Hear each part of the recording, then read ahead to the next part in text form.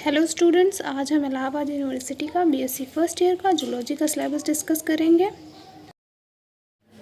Zoology में आने वाला सबसे पहला फाइलम प्रोटोजोआ है, जिसके जनरल फीचर्स के बारे में हम पढ़ेंगे। जनरल कैरेक्टरिस्टिक्स पढ़ेंगे, जो कि ढेर सारे लोअर नॉन कोऑर्डिनेट्स का होगा। जनरल क्लासिफिकेशन होगा, जो कि क्लासेस तक डिवाइड होगा।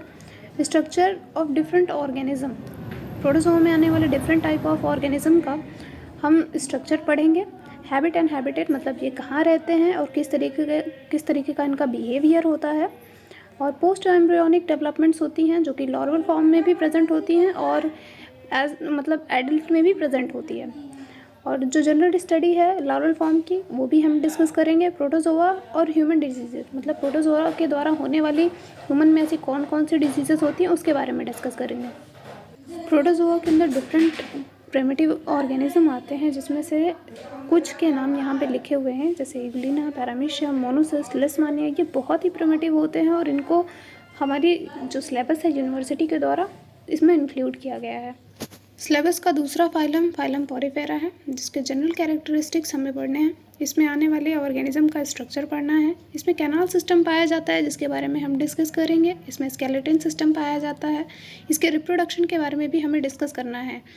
ये इसमें से 7 नंबर का क्वेश्चन हर बार यूनिवर्सिटी के द्वारा पूछा जाता है, तो इसके बारे में हमें ज़्यादा ही डिटेल में पढ़ना पड़ेगा।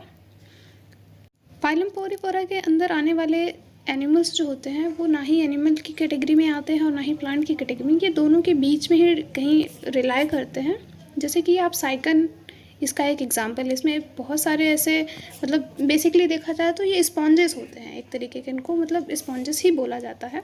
तो पॉरीफेरा के अंदर बेसिकली स्पॉन्जेस ही इंक्लूड किए जाते हैं। वो किसी भी टाइप के स्पॉन्जेस हो सकते हैं, जैसे साइकन है, स्पॉन्जिला है, यूस्पॉन है, बहुत सारे मतलब स्पॉन्जेस इंक्लूड होते हैं इस फाइलम में।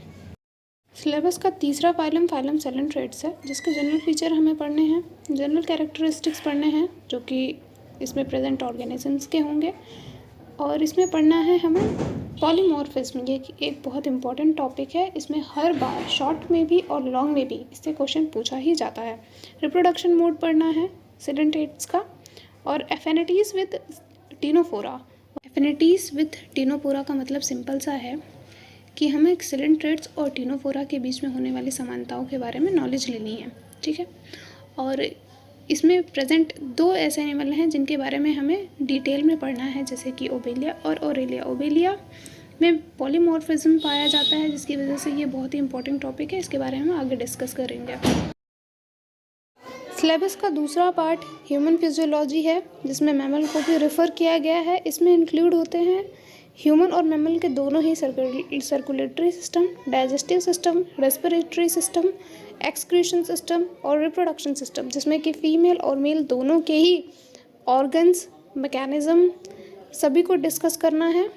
और इसमें आता है कि मतलब बॉडी मसल्स भी अगर बात की जाए तो इसमें mechanism of muscle contraction, nerve impulses, reflex action, endocrine systems मतलब बेसिकली एक ग्लैंड्स के बारे में हमें पढ़ना है, जो कि एंडोक्राइनिक ग्लैंड्स होते हैं, उनके बारे में हमें पढ़ना है।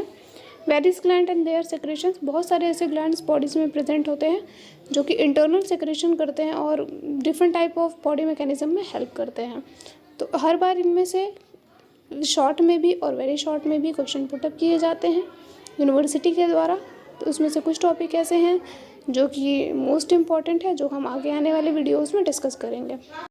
एंडोक्राइन सिस्टम में हमें basically pituitary gland, hypothalamus gland, thyroid gland और pancreas, adrenal gland, ovaries, testicles और पीनल ग्लैंड्स के बारे में हमें पढ़ना होता है। तो हम इसके बारे में आगे आने वाली वीडियोस में हम डिटेल में डिस्कस करेंगे। Thank you so much.